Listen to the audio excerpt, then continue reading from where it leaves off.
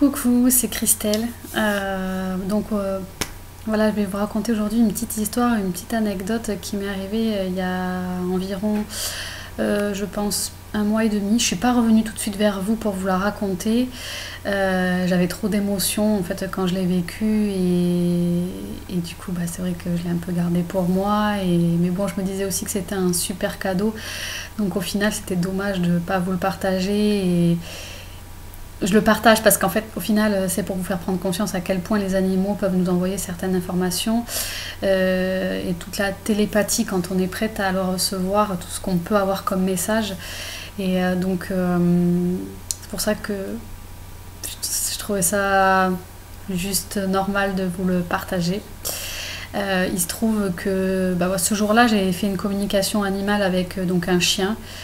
Super connecté, enfin voilà quoi, truc de dingue. Déjà le chien il m'attendait déjà avant que j'arrive, donc la propriétaire elle a même pris des photos. Il faut savoir qu'avant de me déplacer, souvent je préviens les animaux pour leur dire que je vais venir, par respect, pour pas les prendre au dépourvu, et voilà, comme ça ils savent que je vais venir. Voilà, j'ai passé la communication animale, tout s'est bien déroulé, et puis je suis rentrée chez moi, et je sais pas, le soir en rentrant, je suis allée au box de mes chevaux et je me suis demandé pourquoi j'aimais autant les chevaux. Et je sais pas, comme ça. Et donc je me suis mis à serrer mon cheval super fort. Et j'ai ressenti un amour, mais je peux même pas vous décrire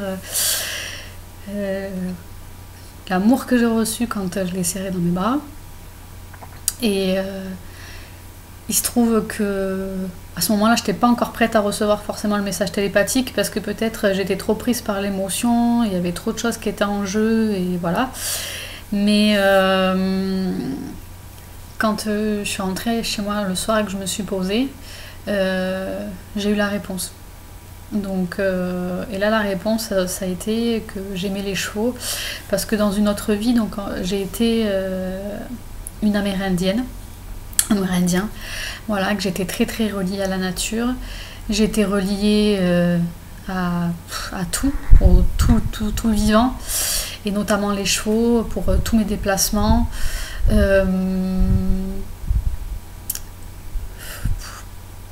Pour tout mon quotidien en fait. Et donc j'ai senti en fait que j'étais tellement reliée à eux que quand j'ai eu cette information, je me suis mise à pleurer.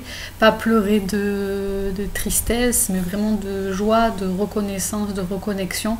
Parce qu'en fait j'ai eu le cadeau d'une vie antérieure. Alors il faut savoir que moi à la base je m'intéresse pas forcément... c'est pas que je m'intéresse pas aux vies antérieures. Mais j'ai pas trouvé la nécessité chez moi, j'ai pas eu de blocage ou de choses qui m'ont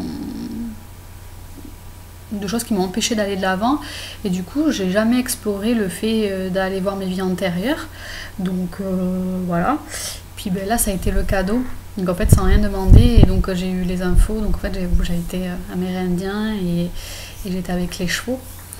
Et donc je comprends mieux pourquoi, au niveau aussi de tous les élémentaux, je suis super proche, et d'autres choses. Mais bon, ça c'est en cours d'écriture, donc je peux pas trop non plus tout dévoiler maintenant.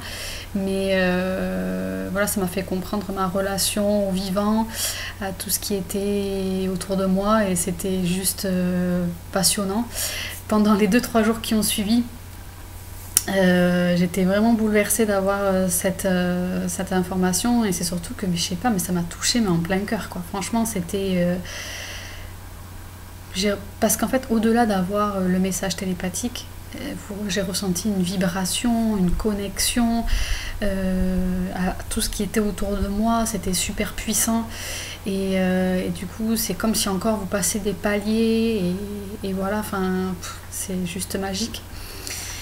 Et c'est pour ça que du coup, de plus en plus je parle et je fais des choses par rapport à la communication animale. Et la communication animale, il n'y a pas que ça, ils sont tous en interrelation, donc que ça soit avec la terre, avec les élémentaux, voilà, avec toute chose.